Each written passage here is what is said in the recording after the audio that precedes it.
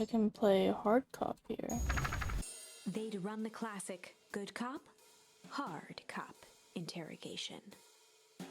Rolo brandished a steely gaze. I've got this. Read about it 100 times. Rolo swaggered past the chair which propped up the slumping Hiram Tolliver.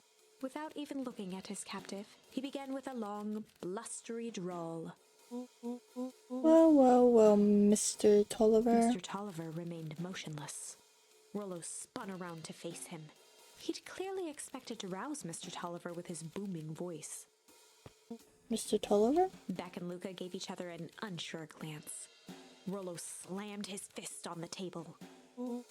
I said, Mr. Tolliver. He grabbed the table lamp and beamed it onto the unconscious face. Mr. Tolliver groaned and slowly lifted his head. He recoiled with a muddled, weary squint. What in the The chair world? wobbled as he attempted to straighten up. Who's there? Mr. Tolliver could only make out rough shapes through the glaring light. With a gruff tone, Rolo hoped to both conceal his voice and intimidate. I'll be asking the questions here, punk. Now hold on, let's just calm down. Oh, I am calm. Calm as a carrot in dirt.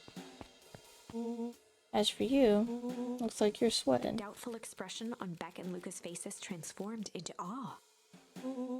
We can do this my way, or... Well, let's just say I've never needed another way. Rolo, hitting his stride, was now channeling every detective trope his memory could recall. He slammed the table again. Now dance. What? I don't Mr. even... Tolliver's voice became desperate. He was nearly in tears. You tied me down, how on earth could I dance? Dance with your mouth, punk. Spill the beans. What are you doing poking around this house? I'm here to help Juniper, to make sure everything's ready. Oh, so you're in cahoots with Gran. Mr. Tolliver was in a daze, now more confused than ever.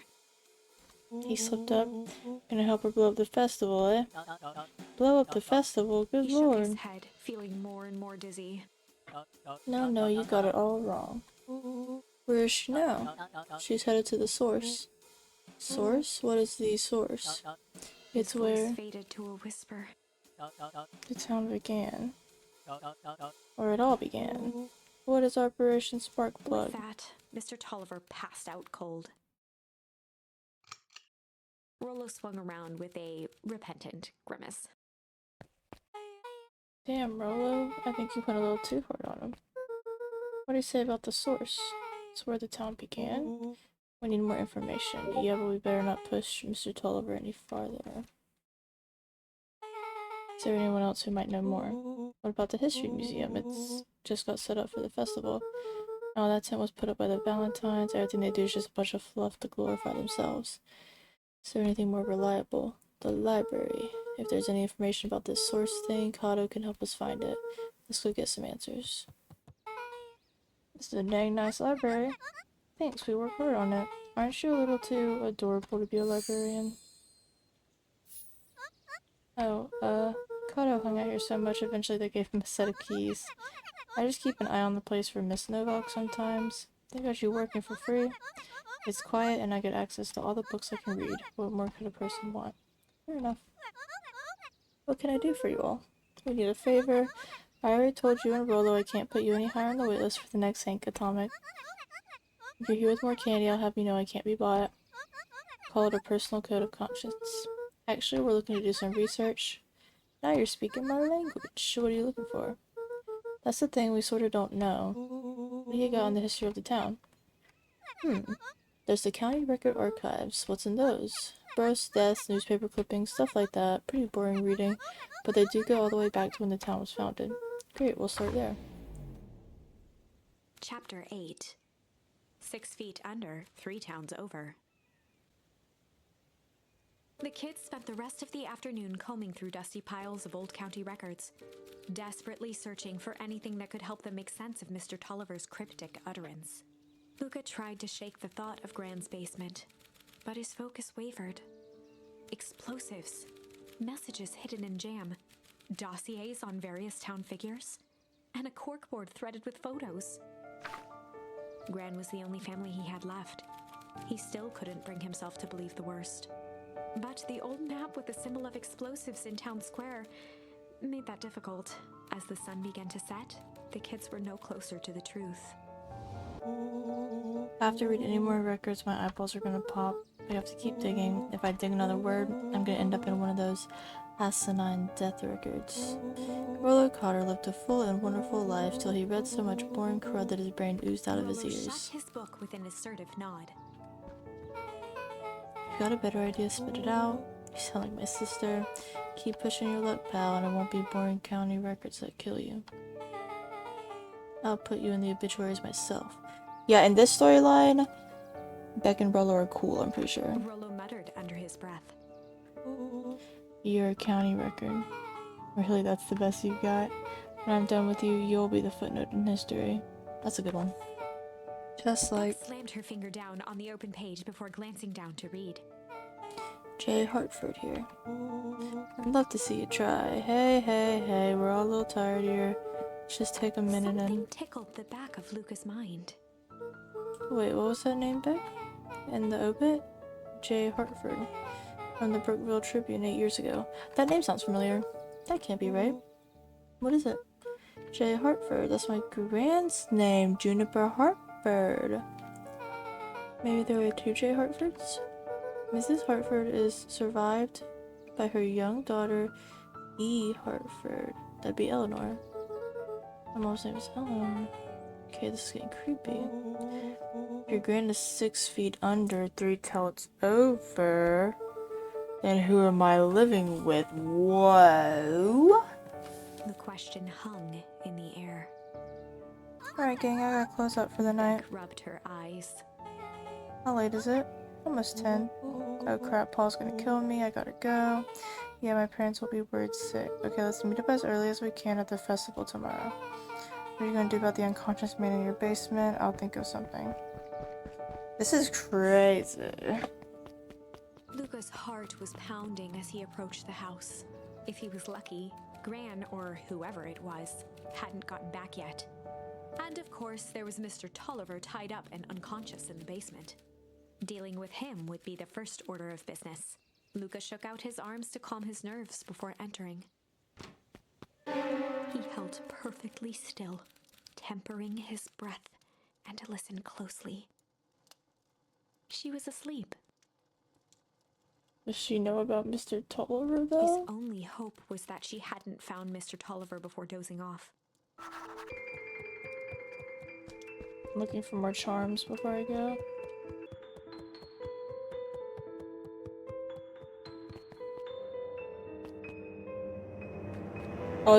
I bet Gran was fake sleeping, and she's gonna lock him down there. Mr. Tolliver was nowhere to be seen. Maybe he woke up, escaped from his bindings, and left without a Maybe trace. Gran knew everything. What do I do? Luka's hungry stomach groaned. Not realizing it, he'd gone the entire day without eating. Okay, I can figure this out. Just need a little brain food. Luka rushed over to the pile of jam jars, unscrewed one, and shoveled a handful into his mouth. Why would you do that? Isn't that like... I feel like it's gonna like blow him up. I'm afraid your jam delivery will be He delayed. flipped the lid to read the label. Just an uncrewed hee. Okay, now I can think. So if Gran knows we tied up Mr. Tolliver, I'm screwed.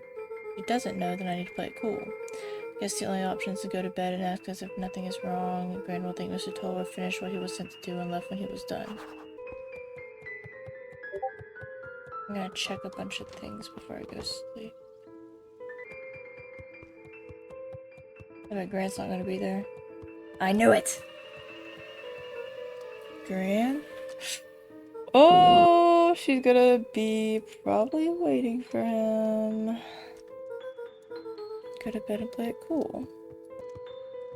As Luka climbed the final stair, the emotion of the day dragged heavily on him. With each consecutive step, his legs weakened. The jam! Dude, I'm saying that jam knocks people out or something. His stride began to falter. He tried to grab for the railing to steady himself. Something was wrong. Come on, legs. A few more steps. Luka groaned and tried to move.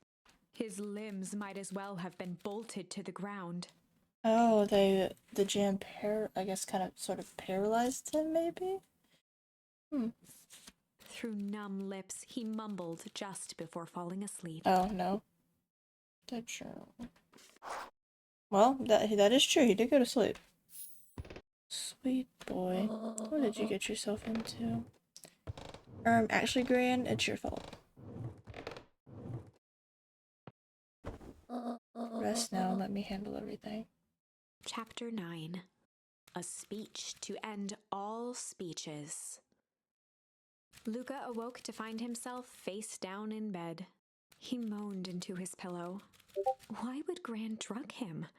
Or rather, why was she trying to drug Mr. Nuncreed? Shaking the questions from his woozy head, Luka snapped back to the matter at hand. The festival.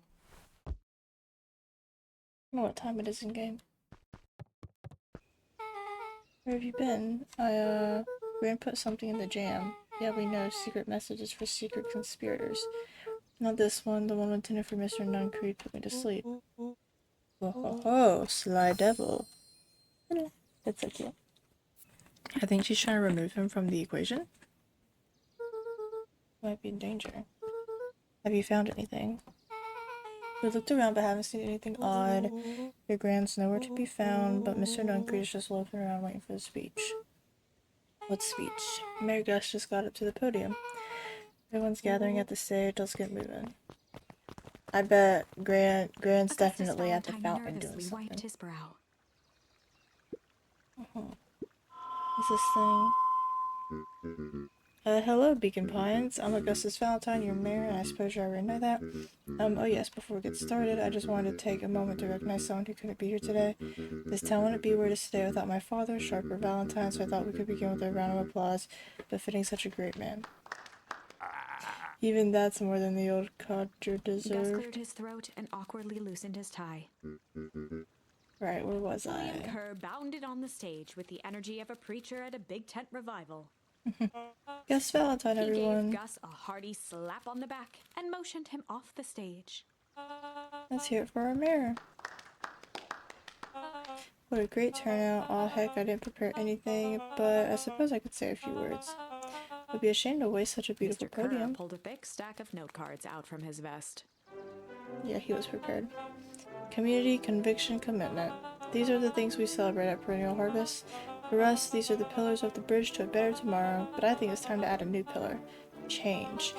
Stop bringing up change! Change is a powerful thing. It's inexorable, unavoidable, and undeniable, and I am thankful for it. Change is the reason we're all together today. It's hard for me to believe that it was only 4 years ago when fate brought me here.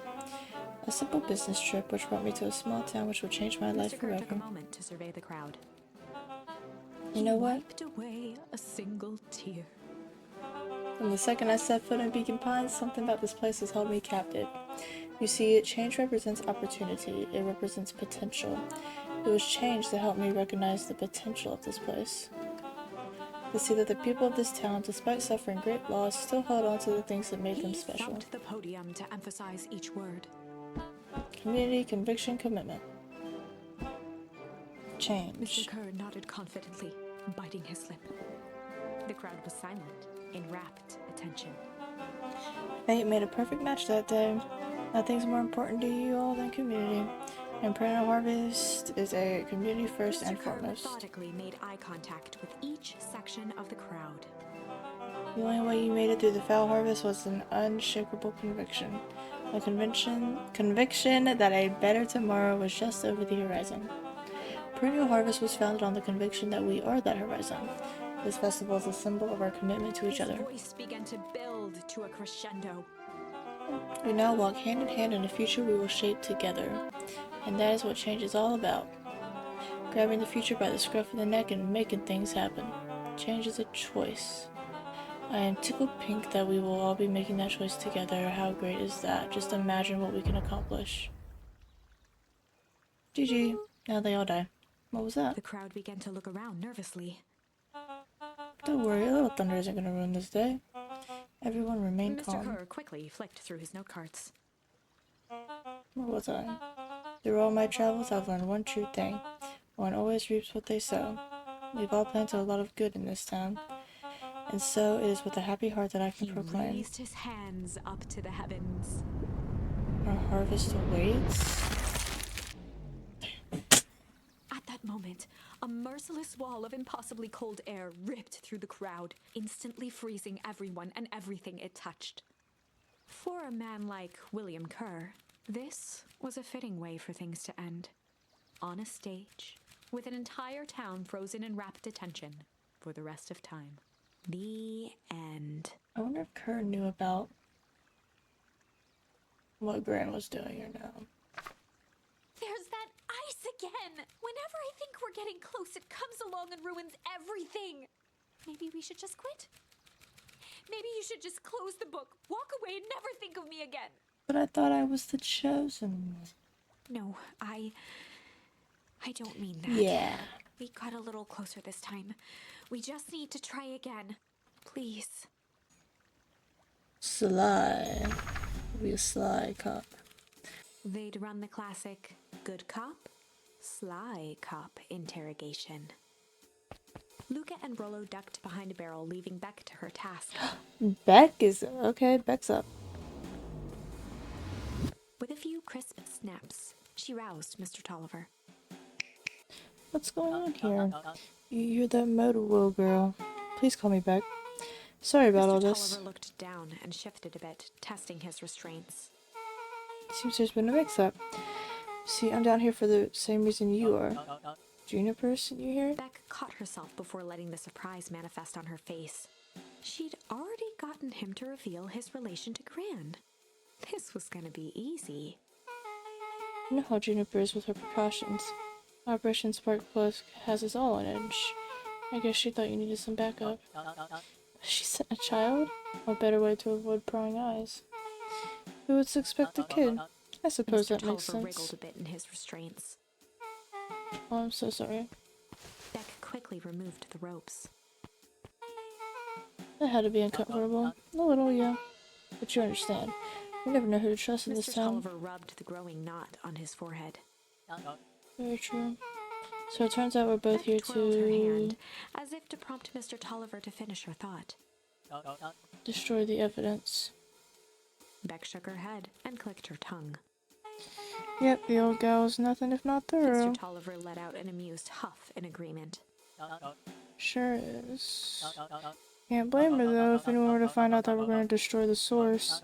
Well, we both know how bad that might be. No one will know anything once I finish cleaning things up down Beck here. was on a roll now, playing Mr. Tolliver like a fiddle.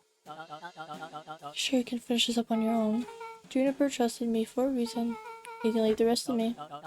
Good, there's one more loose end I'll go work on. Loose end? Oh, it's nothing really. The other day I had the radio on scan while restocking the candy shelf, and wouldn't you know it, I intercepted an odd phrase in a perennial harvest transmission. Underground secrets. The telephone booth. That's ominous. I think it might be a password, but Juniper dismissed it. Said it wasn't mission critical. What's the password for? We don't know. So we have a password and know where to put it? It's gotta mean something, right? Good thinking. You should probably go work that out. I've got this under control. That's a relief. Between you and me, this basement gives me the willies. Heading for the stairs, Mr. Tolliver hesitated and turned to Beck with a puzzled look. She grinned and gave him a peppy wave. With a shrug, he continued up the stairs, whistling a jaunty tune. Stupid Tolliver. You guys catch that? Sure did. This whole time Mr. Tolliver's had a candy shelf, but all he ever sells us is Beck apples. blinked slowly in disappointment. The password, Rolo. Well, sure, but once things are back to normal, I'll be having a word with Mr. Tolliver about that candy shelf.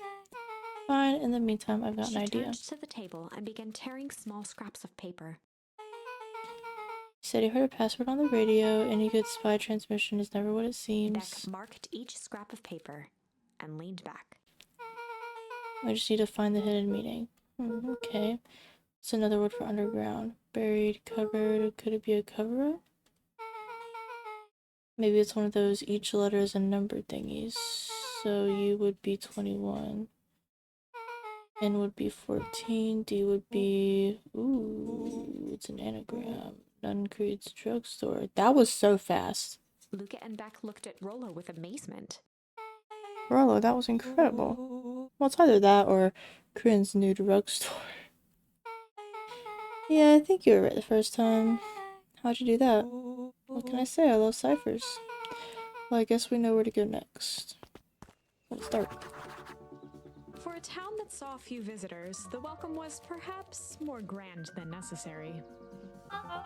You scared me half to death. Sorry. Kids haven't seen Mr. Tolliver around, have you? Nope. Got me waiting around like the last slice of pie. I swear that man would be late to his own funeral. You're late, Augustus. Sorry, sister. Was caught up with work. Work? You? Had a few more details to lock down for the festival. Oh, what do you have to report? What is this insipid town festival really about? Gus looked around nervously. I think Mr. Kerr really does just want to do something good for the town. He's actually a pretty nice guy. You should spend some time with him.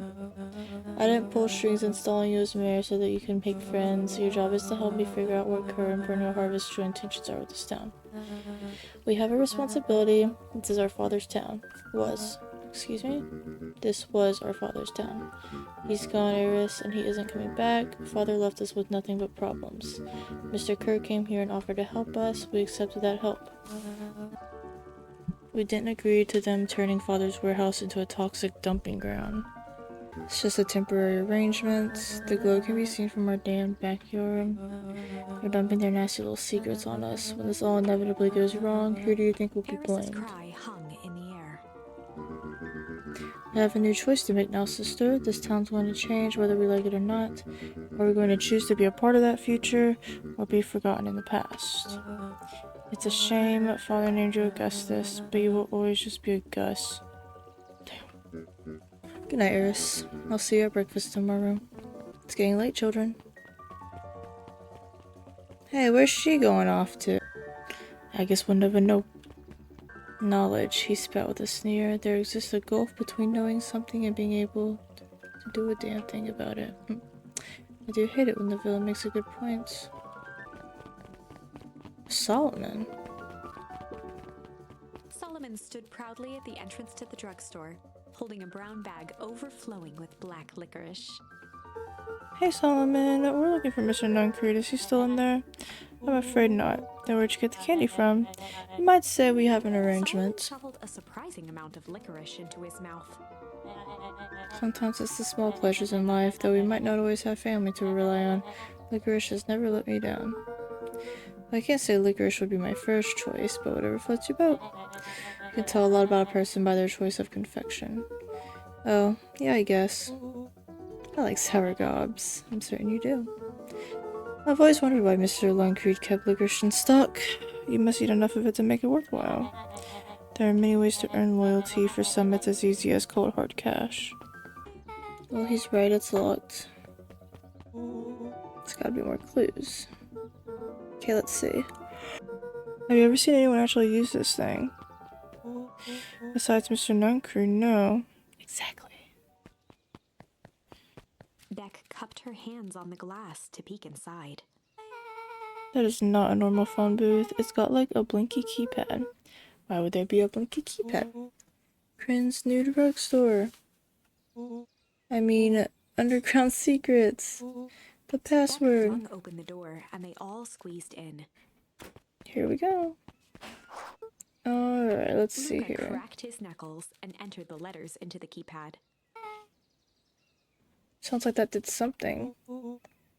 Great, now what? Oh. The inside of the phone booth dropped loose from its shell.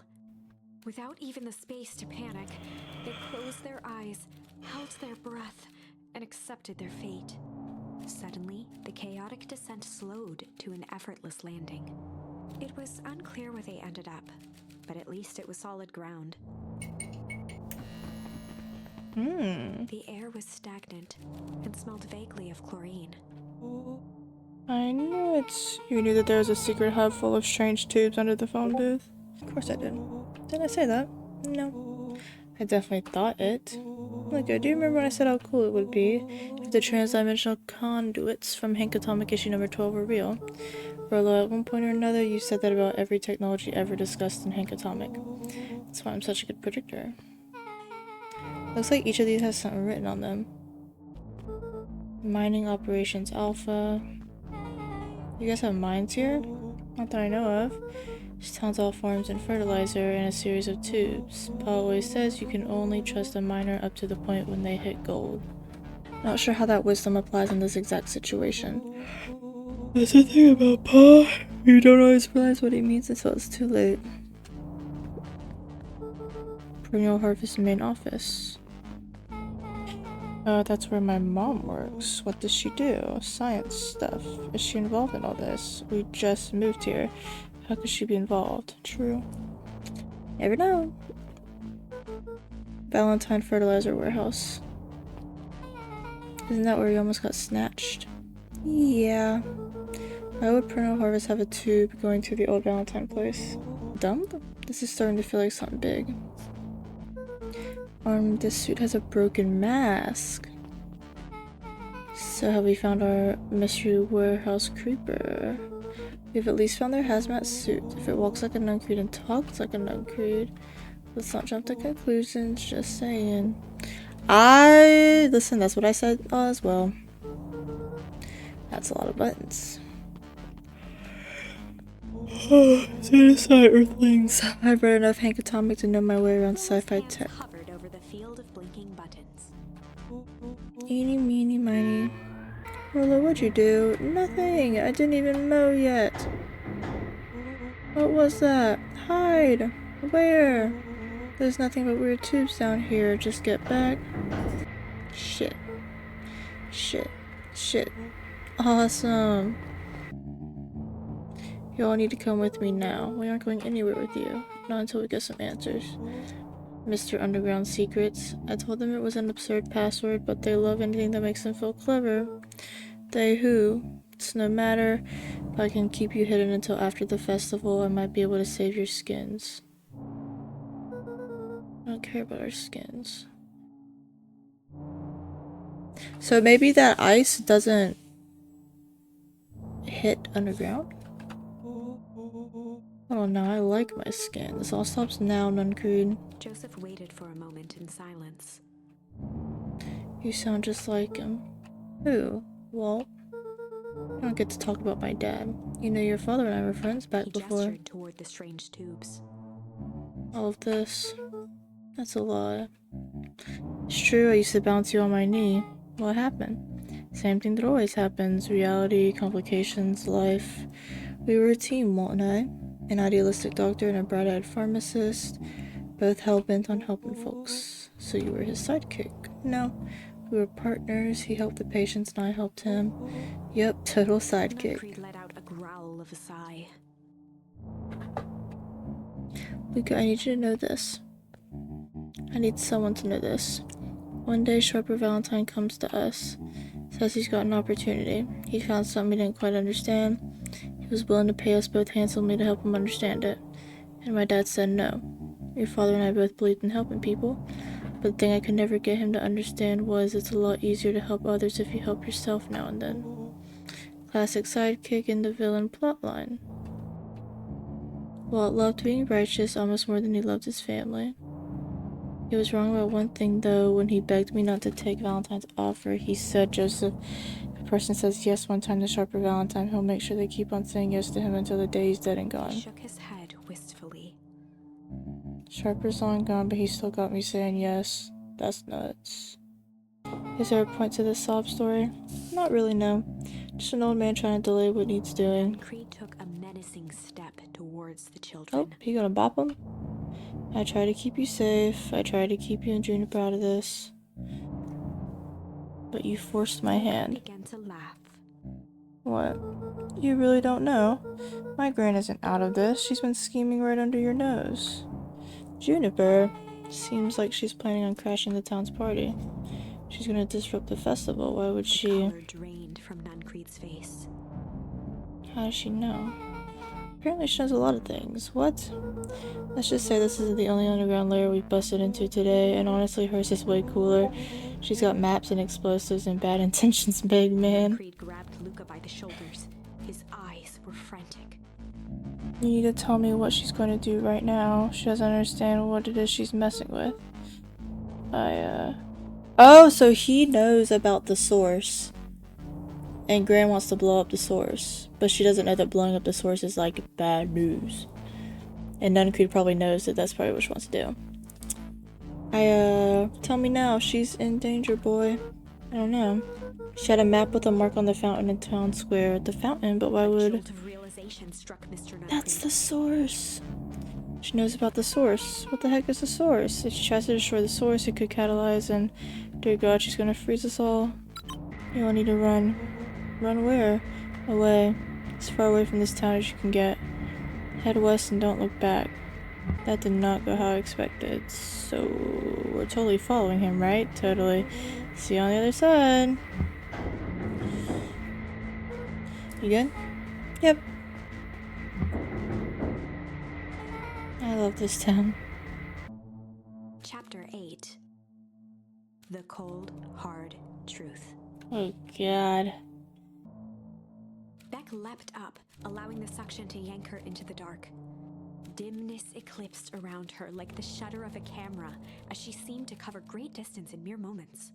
Her only points of reference were glints of upcoming turns, which approached with frightening speed, only to carom her gracefully along. She heard the tinny, distant echoes of Rolo's glee. Once she stopped fighting against it, the ride was impossibly smooth.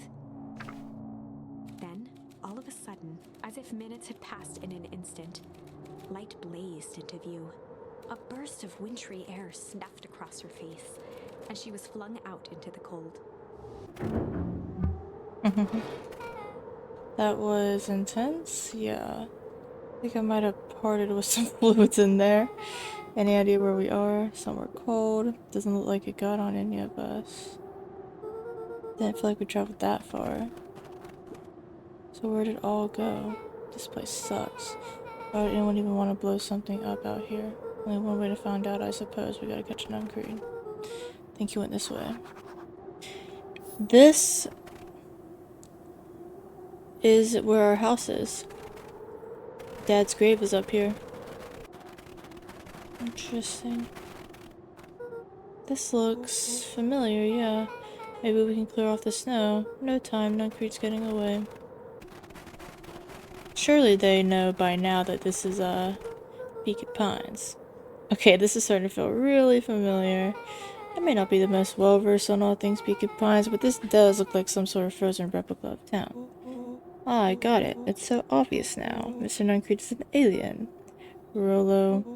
Stick with me here. His species can only live in sub-zero temperatures. Oh boy, here we go. The source is their base camp dimension, so naturally they keep it cold. We found it by traveling through those metallic wormholes back there. The final objective, kill us all and shapeshift into a Beacon Pines citizen of their choosing. You never really had me, but you very much lost me there.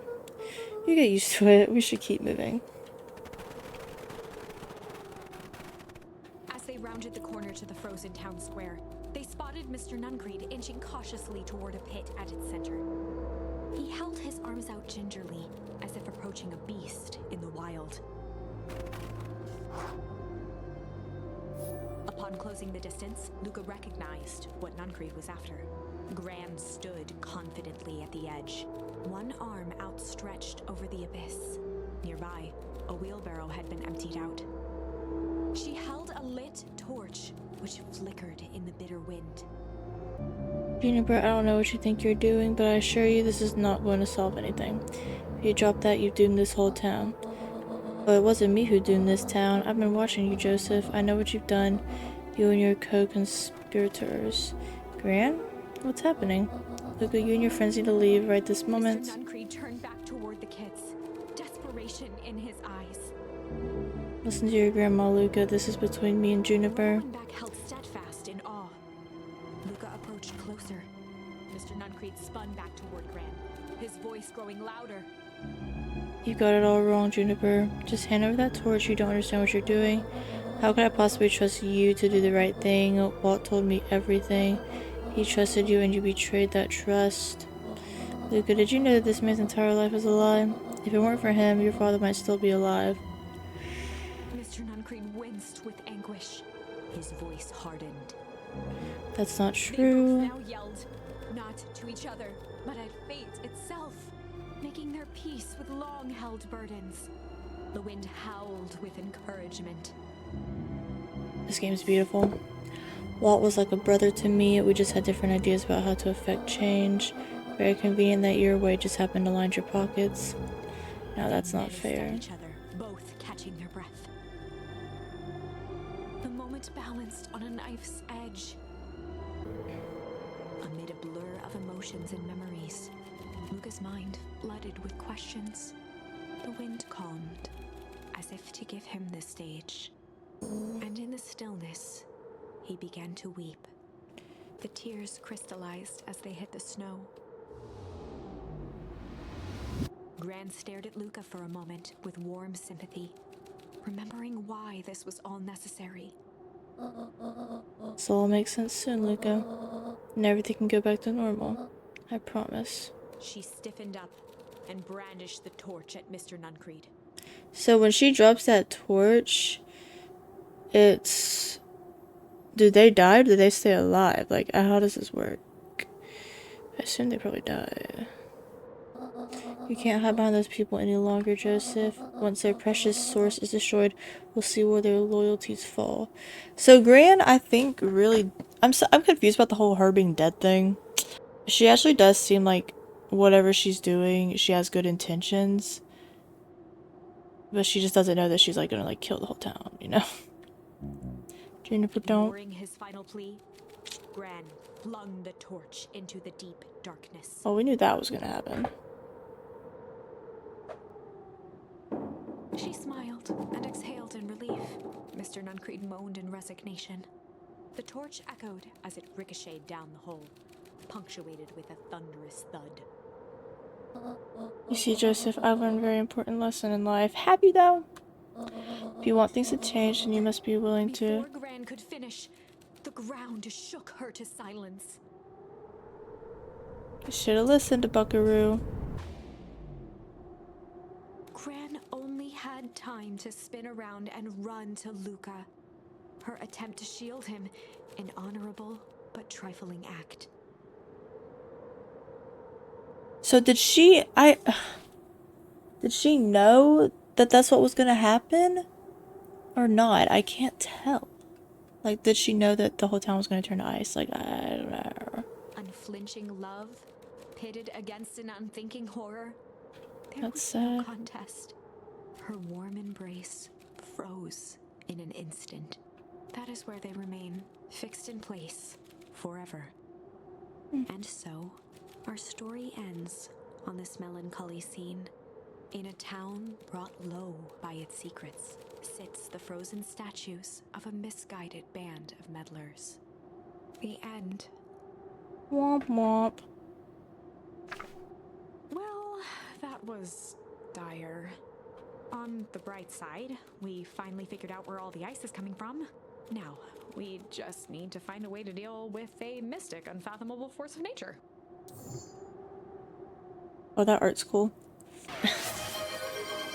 Congrats on being first so late in the stream. That's funny.